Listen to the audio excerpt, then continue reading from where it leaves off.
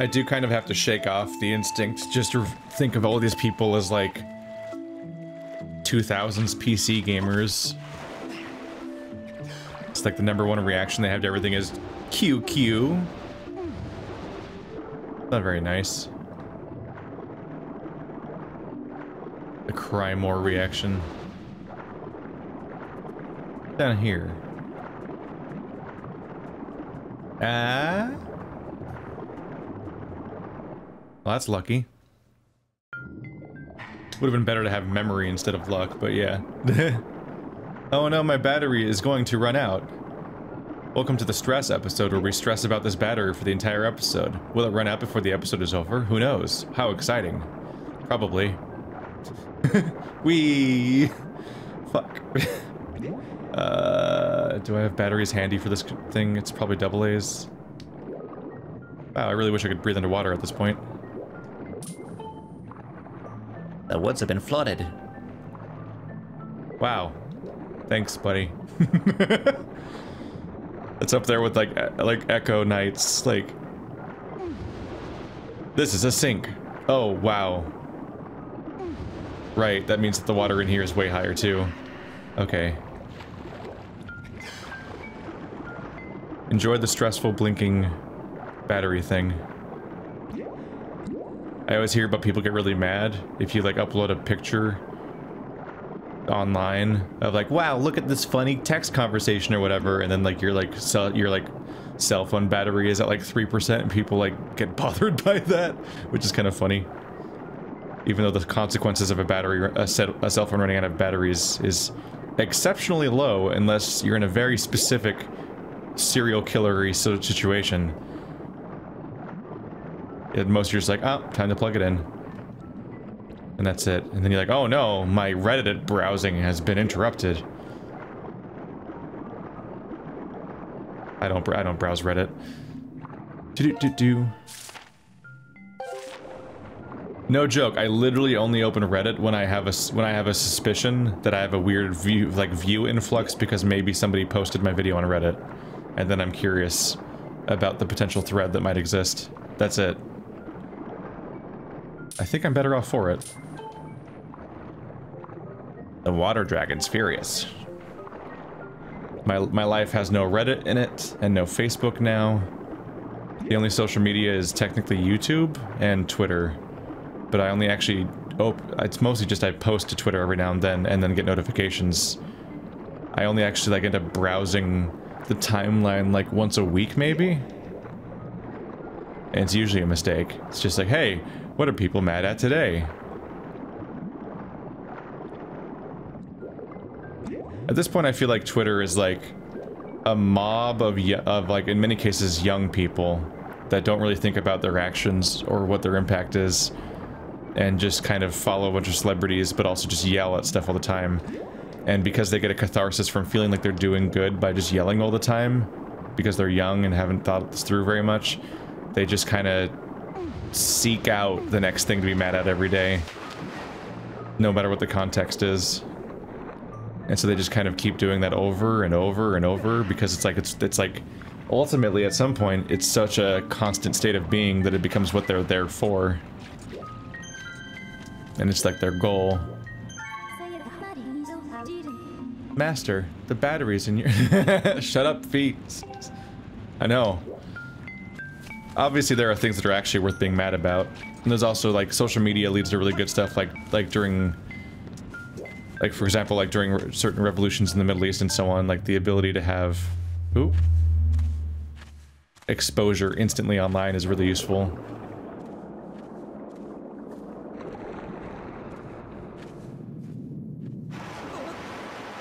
Sup? Sorry about your bowl. I don't know where it is now, actually, I forgot. Who dares to dip even a toe in my waters without my leave? Oh, I remember you. You're the young human who helped me recover from my injury some time ago. Ah, Box, was it? Let's have a look at you. Yes, you seem a good deal stronger than the last time we met. And look at that sword. You're the real thing, boy. It's clear you have the spirit of a hero, of the goddess. Let me guess. You swam all the way here to try to get me to teach you the part of the Song of the Hero the goddess entrusted to me. That's all well and good, but I can't go around giving away something that precious to every hero who flounders into my waters. I feel like I've done more than that at this point, you know, like saving you. No, I think a final test is in order to ensure that you are in fact the one meant to hear this melody of mine. This may be news to you, but some very irksome monsters have been overrunning my woods of late. Well, I decided that I've had enough. The easiest way to deal with this awful things was to flood the whole woods. As it happens, almost every inch of greenery in the area is submerged, so it's here, in this flooded land, that I will test you. If you're up to completing the task I ask of you, I see no reason why I shouldn't reward you with the melody you seek.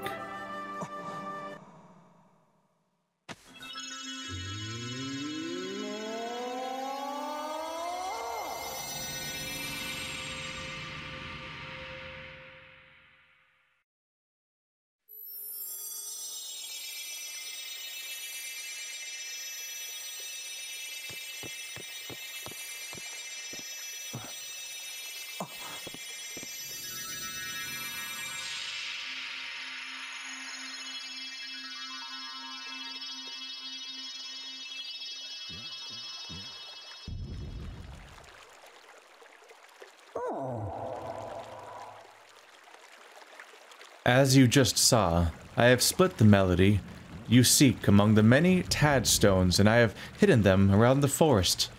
Just to be a dick, basically. Wow. Whoa! Can I play that? But you haven't, if you haven't already guessed, Box, here's your task. Take this score and collect all my little musical friends out there. I don't like the screen because it teases me with the idea that I get to play a little rhythm game that actually has complex inputs, and I'm like, yay! Oh, it's not gonna happen, is it? Maybe I do. I don't know. That looks hard to... That might be a little hard to do with this instrument. You can use that score to figure out how many tad stones are in each group. Find them and collect them, and bring them back to me. If you can do that well... If you can do that well, then I'll just have to see you as someone worthy of learning the Song of the Hero. I thought we were like about to be done with this game, but there's a whole new trilogy of challenges to complete now. And they're gonna take a bit, as it turns out. Ooh. Wow. Down. Down. How am I supposed to use this thing to find that? Wait. Do I actually play it? Ah, shit. Nope. Nope. There we go.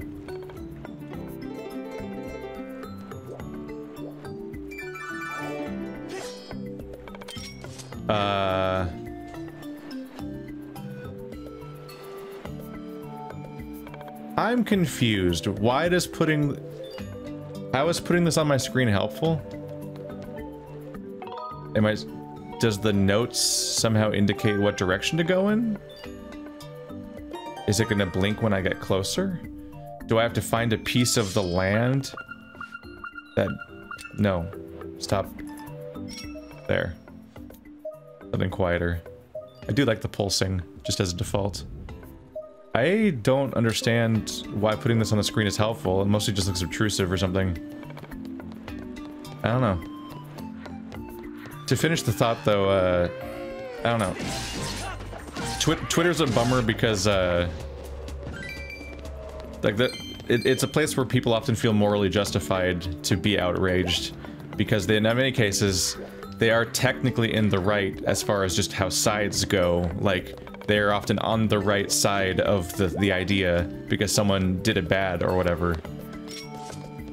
But the level of response is often really fucky. Guys? Do you guys not actually hide a secret here? I don't know. And every now and then I see people in the outrage, and I look at their page, and I just see like the outrage cycles that they clearly engage with on a daily basis, because you can just look at their profiles, they're public, and it's like they're just here to yell at people. This person, they don't actually want the person to improve or change or for society to necessarily be better. I mean, maybe collectively they think they want that, and I'm sure they do want that overall, but their behaviors are not in pursuit of that. It's just cathartic to yell at people. And so it's, it can be frustrating. Sometimes it can be like you have a particularly maligned group of people that feels marginalized, or is marginalized, usually. Let's not say feels. But, so like they feel, there's like an aspect of like feeling something different for once, because like, haha, we're the majority, look at us as a group, because like online, a disparate and minor group can feel like a collective group, and that can be intoxicating, and that can be good. But I think a lot of people lose sight of what they're yelling about in the first place sometimes. And I think it's all, and I think a lot of online discourse is, what's the word, infected, misled, warped by the inclusion of young people, and not knowing how old people are, and just not knowing how many, like, not really fully realizing just how many, like, obnoxious young people are just there to, like, muddy the waters with their immaturity, because it can be really rough. There's just people at a certain age that just aren't very thoughtful and are really there just to selfishly mob and think that they're doing good, and not really thinking of the wider ramifications of why they're doing what they're doing or what they're going for. I don't know. There we go. I figured that dashing through that would fill it up. Okay, so that is just a progress meter. Okay. It's just the most complicated progress meter I've ever seen.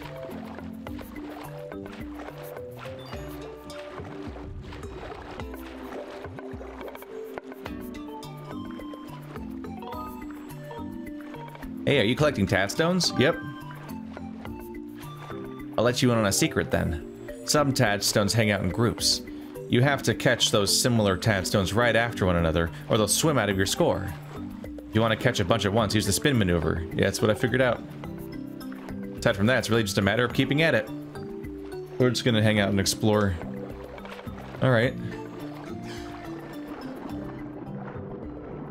What a great podcasting episode.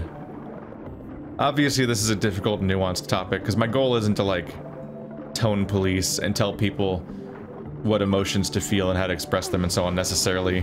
It's just to be thoughtful of the people on the other end and so on, and what they're going for.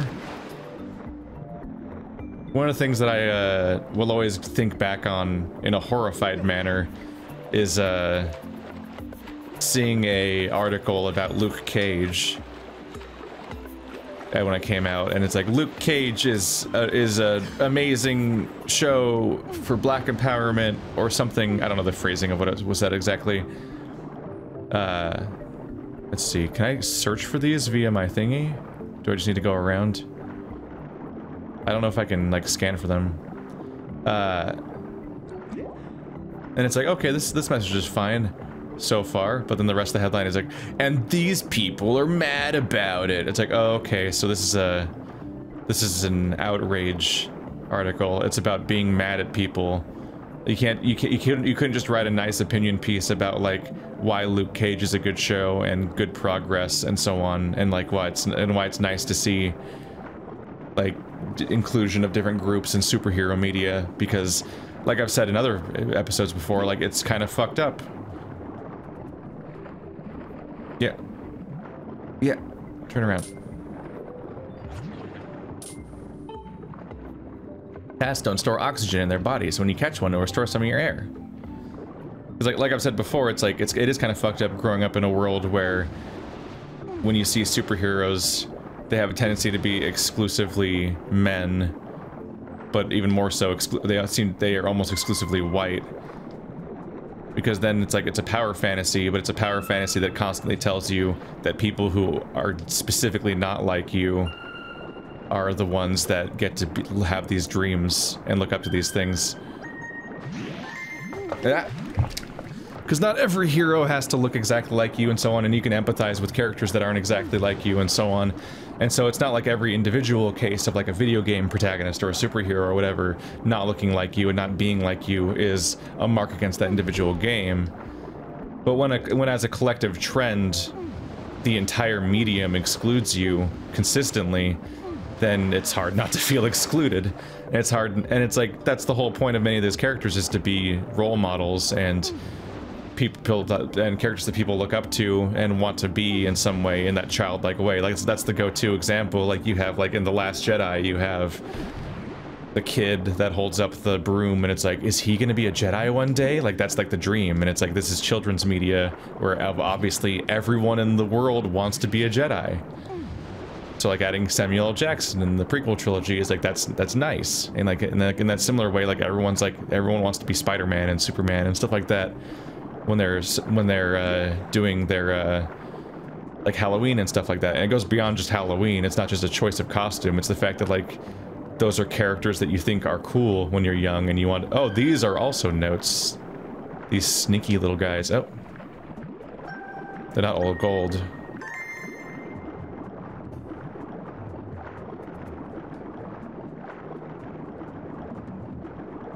It's this idea of like the dream of you can be anything you want to be if you just stick to it, and you have all these endless possibilities and all that optimism that you grew up with.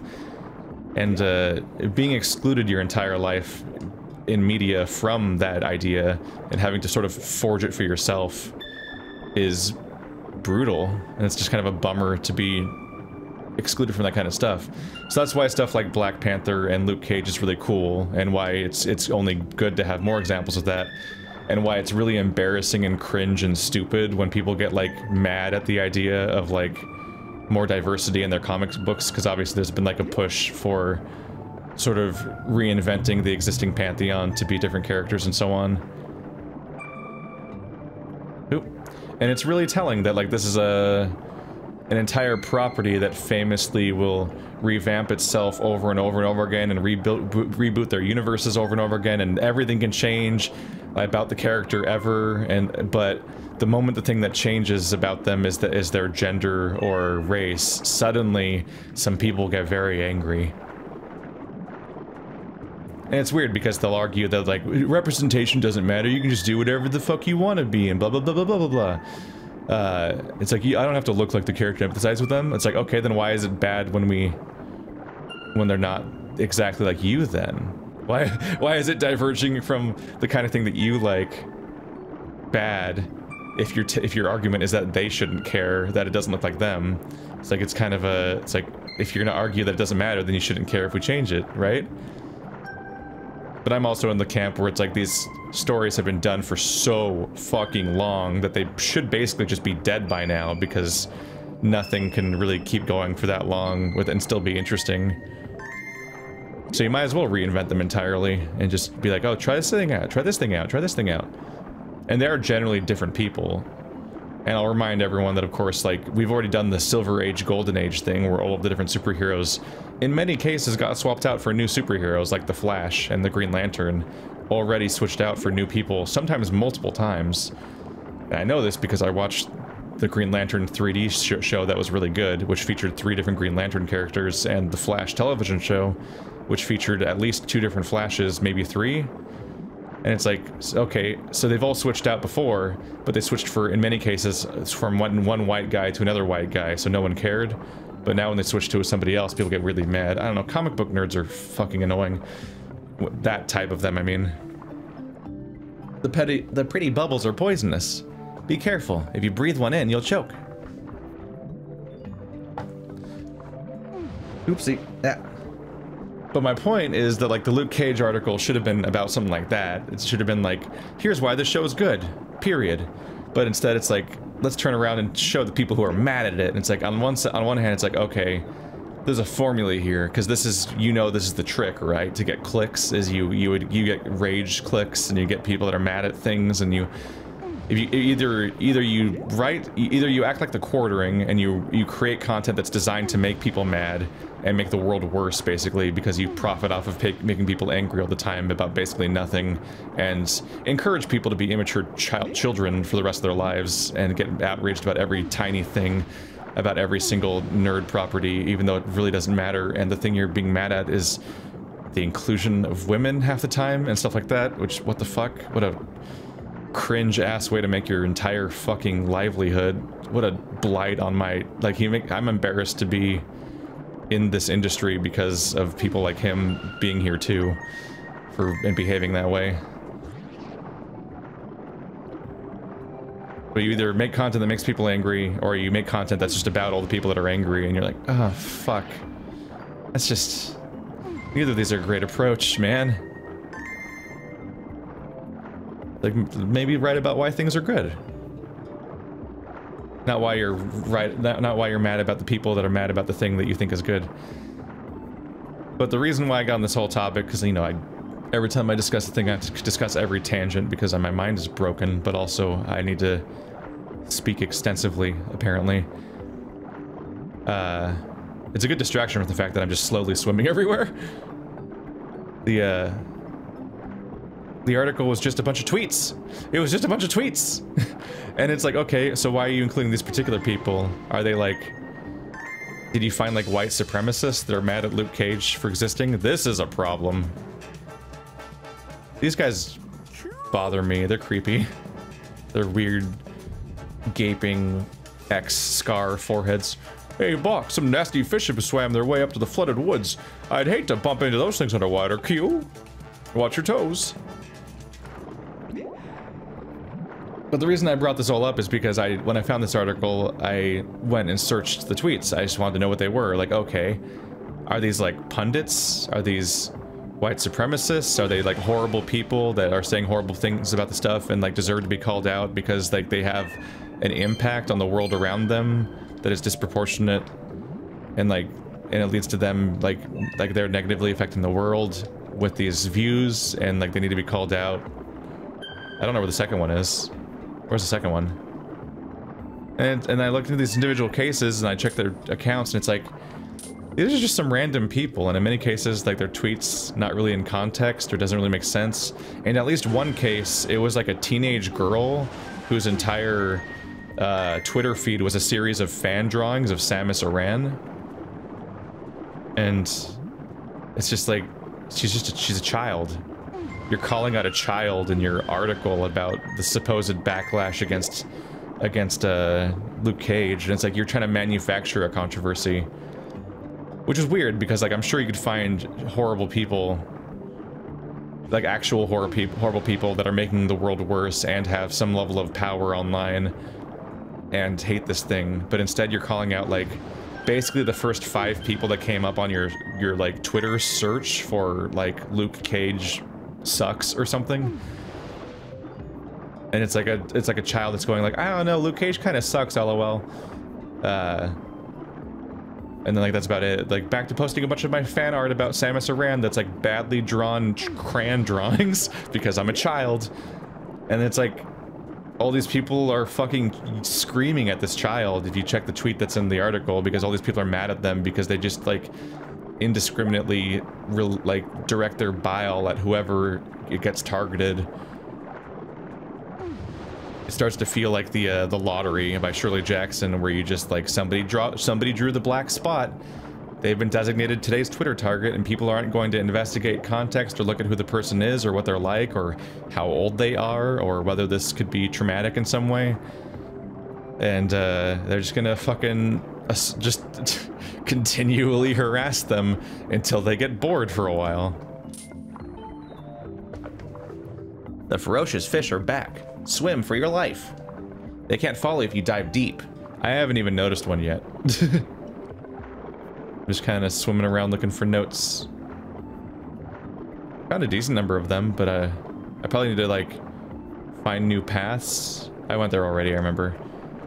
There's probably a danger of like I could start going down paths of familiarity and then be at risk of not finding any more for a while. This could take a while. I don't have the best mental image of where I've been so far necessarily.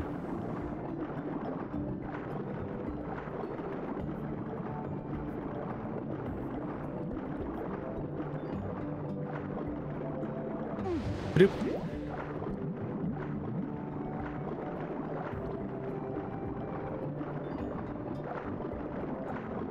The world's complicated.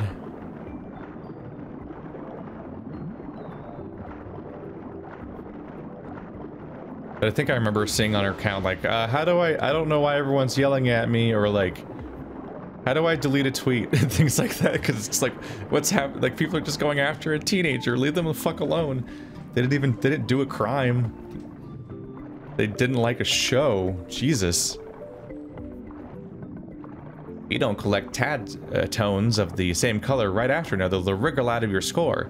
But don't worry yourself into a panic. You know, I know what's going on. I just gotta find them all. The dashing and sucking them in is very useful, because sometimes it's kind of hard to line it up perfectly.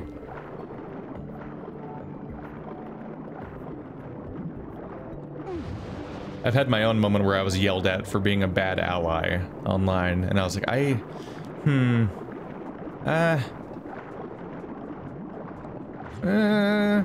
but I think the way what you're doing is bad. I don't know, man. And everyone can judge this how they want, I suppose.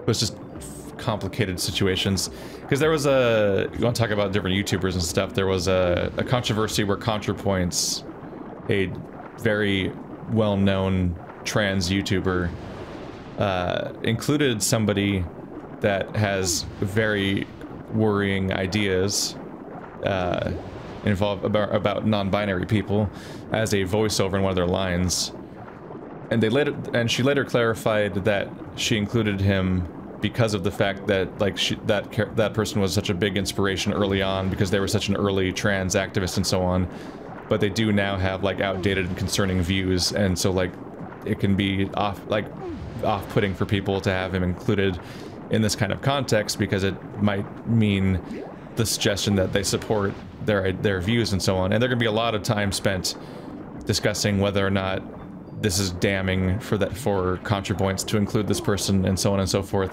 But that's not even the part I want to talk about. The specific thing that came up was the fact that Lindsay Ellis was getting publicly targeted, and other people were too. That were just everyone around her was being targeted for associating with her because she associated with somebody else. Like it was like 6 degrees of Kevin Bacon, but for like purity tests. And it was like, okay, man, this is a lot.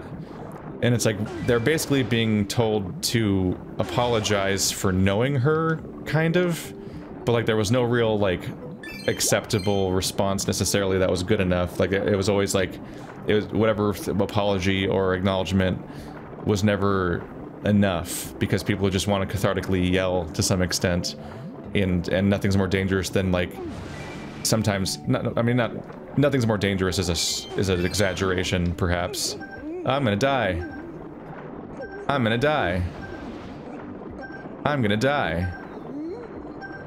I'm gonna die. Okay. Nothing is more... It's not that there's nothing more dangerous, it's just a phrase to not be taken literally. But it's dangerous to feel morally righteous about something because then you don't necessarily question your own behavior in pursuit of what you think is morally righteous behavior. And so people were targeting all of the people around ContraPoints for this behavior, for the thing that they were mad about. Which is fucking, like, dangerous because it's like a form of like, hey, we're going to punish this trans person for stepping out of line by trying to socially isolate them and turn all of their friends against them. Which is, like, horrifying. Because, like, that's a problem that a lot of trans people already have, is being socially isolated and not feeling accepted by anyone. So, like, it's like turning all of somebody's friends against them is an incredibly fucked up response to them stepping out of line for something. Instead of, because that's not wanting somebody to improve or change, that's just trying to vindictively punish somebody in a way that could be devastating in the long term. But what really added to it, though, is the fact that, like, Lindsay Ellis had literally just put out, like, it's not a TED Talk, it was a different talk. XOXO, yeah, that one. like Hank Green and H Bomber Guy and a few other people have all been on that. And like they're really good talks usually too. But this one was about Lindsay Ellis's entire like past year of harassment that she went through. Because she was being targeted by a far-right group that was basically manufacturing outrage against her and harassing her continuously and going after her for things that were really none of their business in many cases, because really kind of the James Gunn sort of situation where people were like pretended to be mad at James Gunn because they just wanted to strike back from the right to the left and get this guy fired over stuff that ultimately people already knew about anyway, and make a group panic.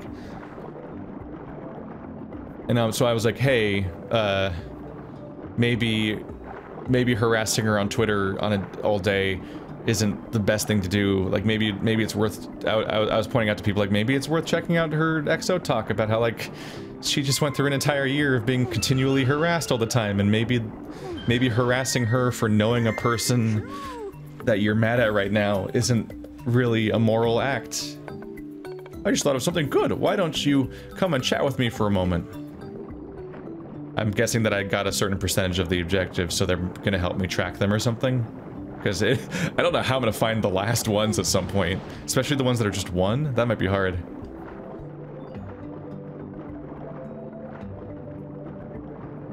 But yeah, I had people going off on me for that.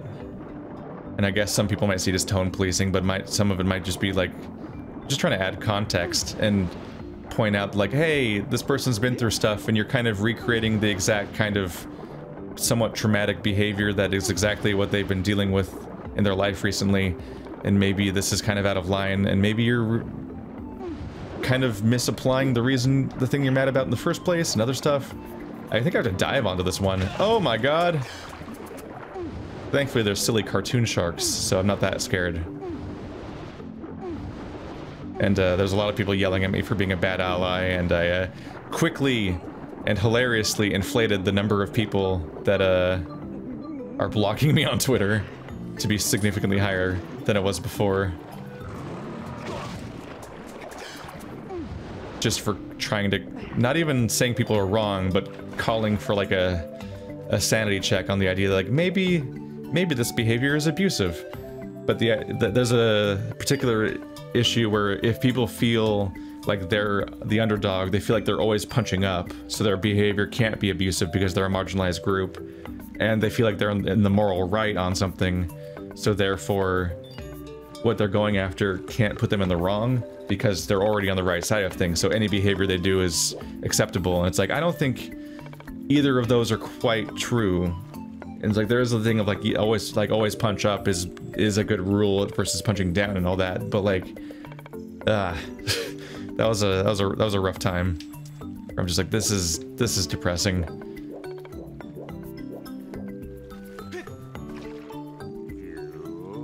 How nice to see you again, bots. How goes the Tadstone gathering? I'd actually thought of something you might be interested to know. You see, it's like, how should I explain this? There was a technique you used when searching for others of my tribe. Remember that?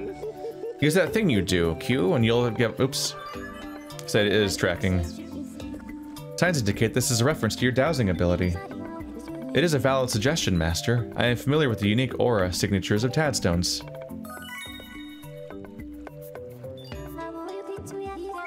I will calibrate your dowsing ability to locate Tadstones. This capability should prove quite useful in your search. However, please note that you cannot use your dowsing ability underwater. For some reason. In game terms, it's because I can't pull out my sword underwater. But in real life terms, you're like, surely I could just point it around while I'm swimming. Somewhere over there. Can I put a waypoint here? Click, click, click, click. No. You can see how Breath of the Wild was a natural evolution of this idea. Like, something over there. But I'm here, and I have to move to get there. And then you place a beacon there, and you go check it out. Yeah, there's that weird cave there. Oh, is it you guys? I bet it is. I bet I need to lure the... Oh, I know it's that guy. So I need to explode the rocks. So I was like, how am I going to do that without a bomb? I don't know. I hope you guys liked the weird podcast episode. This is kind of like a wander around and collect things like it's Banjo-Kazooie episode. So it was a fitting time to just kind of go on about whatever thought came to mind. But, could be a controversial topic from all sides at the same time. Hooray! Because nuance is where the internet is where nuance goes to die. I really wish that spinning would suck in the hearts because it's really hard to hit them. Yeah. I really wish this guy would stop respawning so I could get the hearts. Ah, why do you have to be right over that?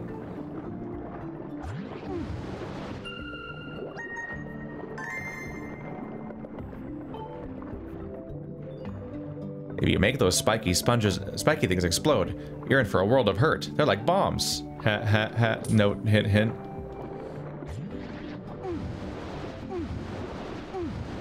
But yeah, my point isn't to say people are wrong for being mad when somebody says something horrible, and so on. It's just sometimes worth taking a breath and questioning what your goal is, and whether your behavior is conducive to that or not. Because every emotional outburst has a person on the receiving end, because that's what it is social media. It's a complicated conversation.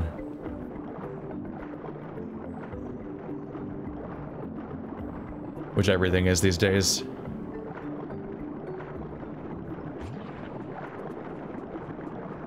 Stuff like this leaves me alone with my thoughts, because it's like a slow-paced wandering around thing. What is that blue thing? Oh god. Okay, that is one of them, gotcha. It looked a little weird at that angle. I think I saw something over here.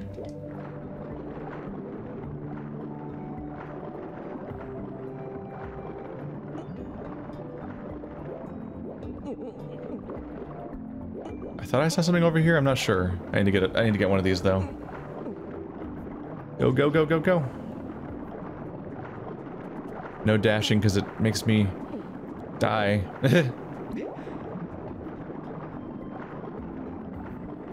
This will be a fun one. If it's like an episode, and like everybody hated that episode where the people on the right are like, ah, he's going on about SJW things again, and then I ban those people because that's what I do every time, because those people are fucking exhausting, and I hate them. Oop. And then people on the left will be like, this ain't it, fam. Or this ain't it, chief. That's the line.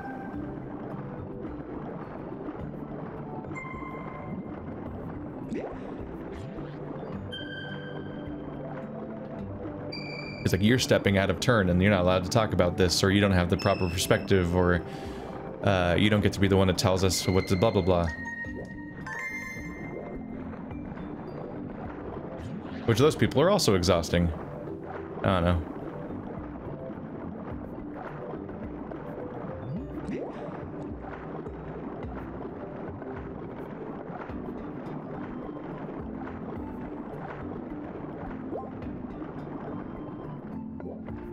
It's hard to think about anything else to talk about because it's just like a slow swimming around Banjo-Kazooie episode.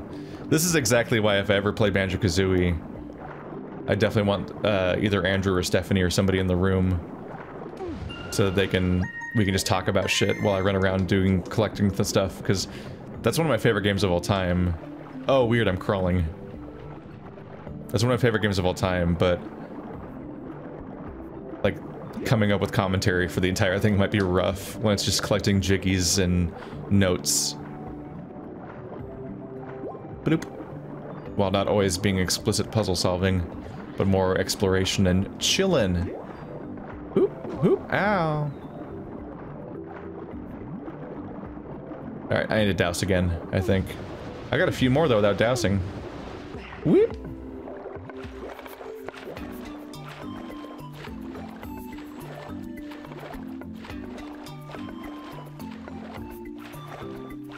But that's the nuanced take for today. It's just the idea, like, just because people have a larger following you online doesn't mean that you can't behave towards them in an abusive manner. And just because you feel... just because they did something wrong or they're adjacent to someone doing something wrong doesn't mean everything's, like, on the table now, necessarily. There are proportionate reactions to be had. But then that's seen as tone policing, depending on your perspective, so I don't know. It's fucking complicated.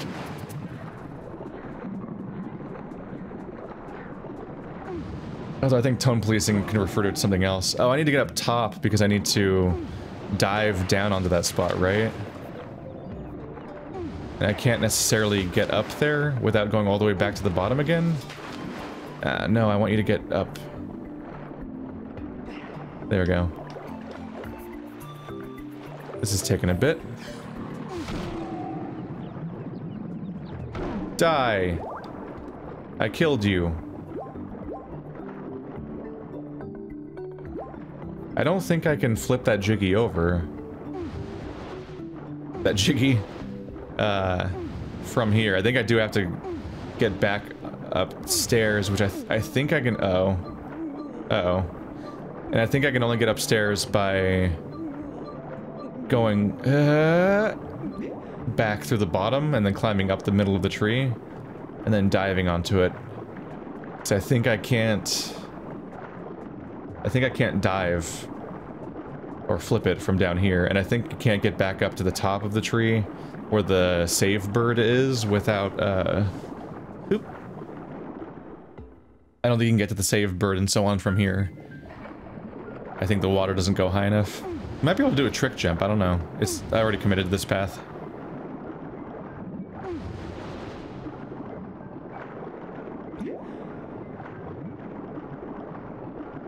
Although, I think tone policing I might be overreacting there a little bit. Because I think tone policing more has to do with the fact that, like, it's like the liberal theater of the idea that, like, being put together and like, calm makes you the one that looks like you're winning the argument, which is effective, but not necessarily true or moral, or mean that what you're saying is right. It just means you look like you're winning the argument. It's the Jordan Peterson approach of, like, telling trans people they don't deserve their rights, and that there's a bunch of stuff that's gonna, like, basically just arguing against their place in society and threatening them in a real way, while you can be like, sit there in your suit and be like, I have no real risks because I am not LGBT and I am a white man and I have like a nice paying job and everything's fine, and this conversation has no stakes for me, so I can sit here and, like, just talk down to you while you get increasingly frustrated and then start eventually screaming at me because I'm basically throwing hate speech in your direction while nothing you can say really affects me in any real way. So that asymmetry of power leads to a situation where one person can get really emotional while the other person, who has no stakes in the conversation, can remain very calm and look like they're winning.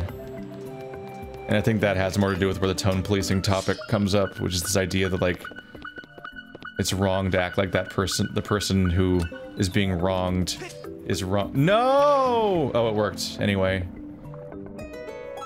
The dive didn't work, so I was like, fuck.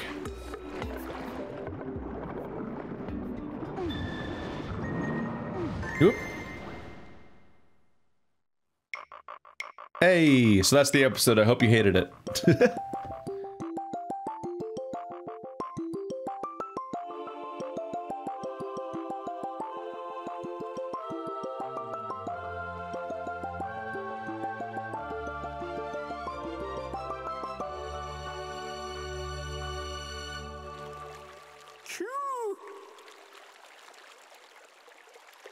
Oh, Box, you've gathered all the tad tones, haven't you? That's no small feat. Or should I say no small beat, Q? Anyway, hurry and return to the water dragon. Whoop. Hey, I did it. I made some fucking progress this episode.